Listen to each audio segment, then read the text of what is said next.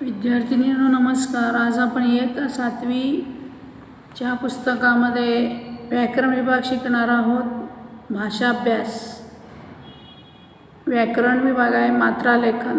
तर पान नंबर 73 आणि 74 बघा. तर सुरुवातीला आपण मराठी भाषेमध्ये 2 प्रकार पाहिले, गद्य आणि पद्य. तर गद्य कशाला म्हणतात? मनात येणारे विचार आपण जसेच्या तसे बोलून दाखविल्यास याला गद्य म्हणतात. आणि पद्य म्हणजे ठराविक काव्यातील कवितेतील ठराविक काव्यपंक्ती आपण योग्य स्वरात किंवा चालीवर म्हणतो त्याला पद्य म्हणतात. पद्यामध्ये ओवी किंवा चरण येतात आणि गद्यामध्ये विशिष्ट रचना वृत्त किंवा छंद म्हणतात.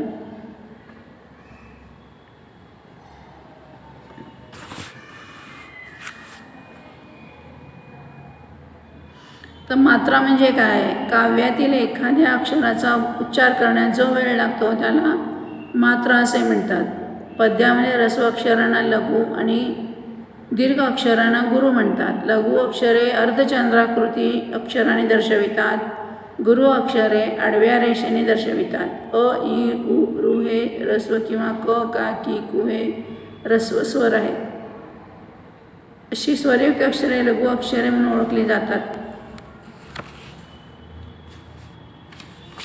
दीर्घ अक्षरे बघा, आ इ उ ए ऐ ओ औ हे दीर्घ स्वर आहेत किंवा क का की कु के कै को खो ही गुरु अक्षरे ओळखली जातात.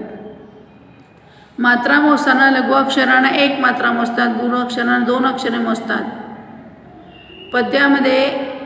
पद्यातील प्रत्येक चरणातील 3-3 अक्षरांचे गट पाडण्यात त्या गटांना गण किंवा अक्षरगण म्हणतात. पद्याच्या एका चरणात जर शेवटी 3 अक्षरांचा गण पडतो त्याला किंवा 2 अक्षरांचा गट पडतो तर लघु अक्षराबद्दल ल आणि दीर्घ अक्षराबद्दल ग हे 2 अक्षरे दर्शवितात. तर या गणांचे एकूण 8 प्रकार आहेत. ते म्हणजे यर तन भज सम या नावाने ओळखले जातात. प्रत्येक गणाचे लघु गुरु वरून केलेले वर्ण लक्षात ठेवल्यास गण पाडताना आपल्याला पुढे कठीण जात नाही. यती म्हणजे चरण वाचताना किंवा म्हणताना मध्ये आपण ज्या शब्दानंतर थांबतो त्याला यती म्हणतात. तर पहिलं बघा, ल आद्य तो लघु म्हणजे लहान. आद्य तो लघु गण गणावा. मध्य लघु म्हणजे मध्ये लघु म्हणजे लहान. मध्य लघु तो र गण गणावा. अंत्य लघु तो त गण गणावा. सर्व लघु म्हणजे सर्व अक्षरे लघु अक्षरे असतील तर न गण गणावा. सर्व गुरु म्हणजे मोठी अक्षरे असतील, दीर्घ अक्षर तर ग गण गणावा, म गण गणावा. मध्य गुरु तो ज गण गणावा. अंत्य गुरु म्हणजे शेवटी. अंत्य गुरु तो स गण गणावा. सर्व गुरु म्हणजे सर्व अक्षर दीर्घ असतील तर त्याला म गण गणावा. आता बा गणनाम आहे य, लघु त्याचं चिन्ह आहे लघु. आद्य लघु य यमाचा संकेत चिन्ह बघा. र मध्य लघु र राधिका. त अंत्य लघु त ताराप. न सर्व लघु न नमन. म आद्य गुरु म्हणजे भास्कर. ज मध्य गुरु म्हणजे मधी गुरु आहे बघा, जनाल. स समरा अंत्य गुरु म्हणजे शेवटी अक्षर दीर्घ आहे बघा. म सर्व गुरु तो म मानावा.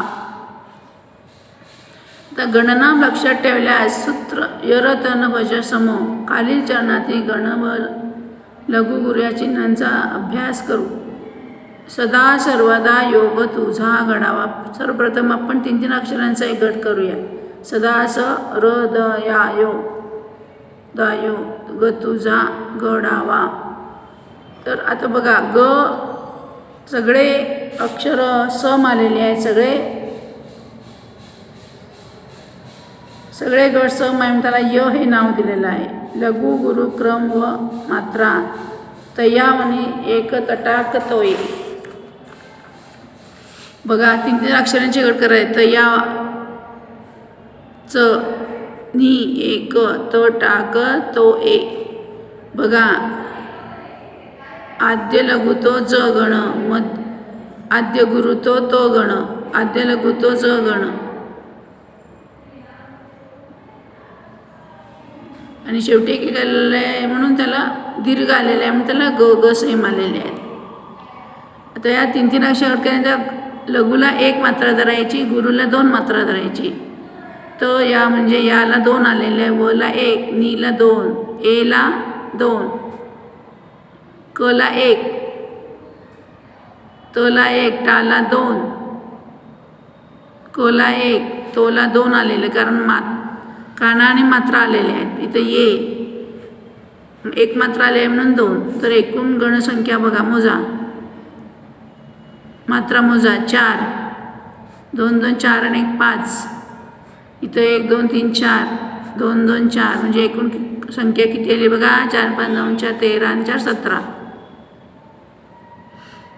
आता खालील चरणांचे गट लघु चिन्ह प्रत्येक आणि मात्रा संख्या व गण ओळखा.